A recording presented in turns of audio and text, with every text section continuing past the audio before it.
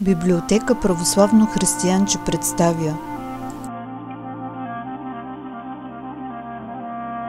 Свети Марко Преславски, един от забравените светци на България.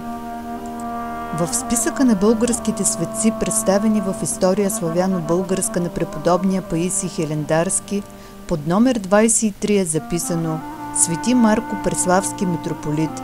Той принесъл мощите на преподобната наша майка Параскева от Ипиват в Търново. Бил велик със светия си живот и учение и починал на своя престол в Преслав. Известна светлина върху личността на митрополит Марко Преславски хвърля откритият и обнародван от Стефан Кожухаров неизвестен летописен разказ от времето на цар Иван Асен II.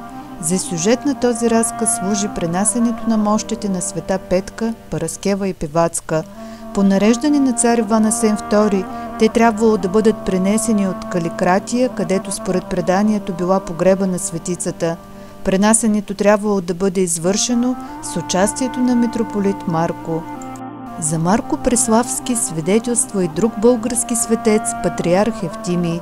В житието на света Петка Търновска той описва как Всеосвещеният Марко, митрополитът на Преслав Велики, пренесе тялото на преподобната от Ипиват в славният град Търнов и отиди, уреди всичко за прославата, тържествено взе свещените мощи и с усърдие се връщаше в земята си, прославяйки Бога и преподобната.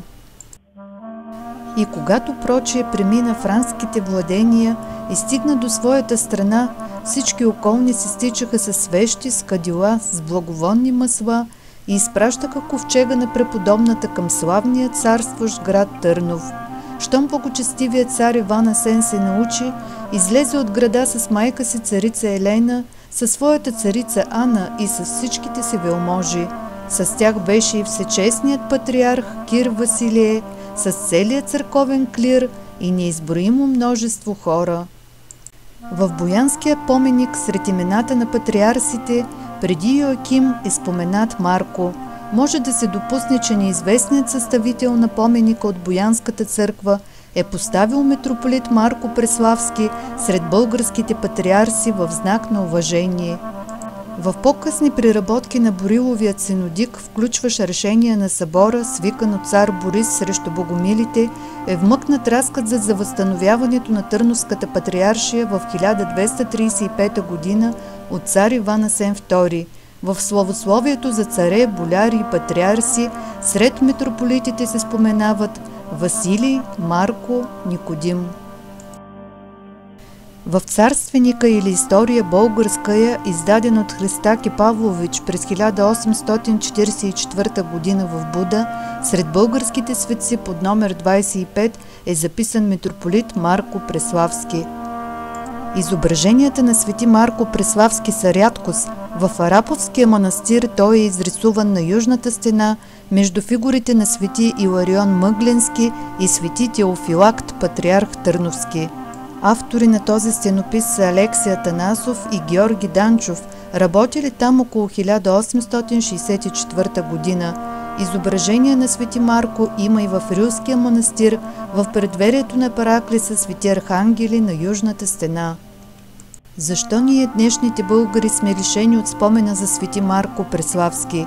Може би написаното за свети Марко е изчезнало около 1840 г., когато шуменският епископ Грък, освещавайки църквата в село Въча, заповядал да хвърлят ръкописните български книги в една яма на гробищата. Но най-прочутото фанариотско дело било изгарянето на старата патриаршеска библиотека през 1825 г. в Търново. По това време оттам са изчезнали и мощите на свети Михаил Войн българин. Легенда разказва за манастир Свети Марко, посветен на митрополит Марко Преславски в местността Трошана в Търново. Манастирът съградил боляринът Трошан близо до своя чифлик. Царят много харесвал манастира и го надарил богато. Когато турските завоеватели наближили Търново, чифликът и манастирът били разрушени и опожарени от турците, а монасите били избити. Пред манастирският храм Като последен страж останал само игумена. Когато първият турчин върхлетял с извадения таган да го посече, от купола на камбанарията върху дроговереца ударил гръм и той паднал мъртъв на земята. Турската орда занемяла от изненада и с оплашени викове се разбягала из двора. Късно вечерта игуменът с окъсано расо, безброй рани и обгорена брада се добрал до съседното село Присово, където хората го посрещнали като светец и се погрижили за него. Времето съборило зидовите и чердаците на манастира, храмът рухнал. Само българите от село Присово не забравили святото си манастирче.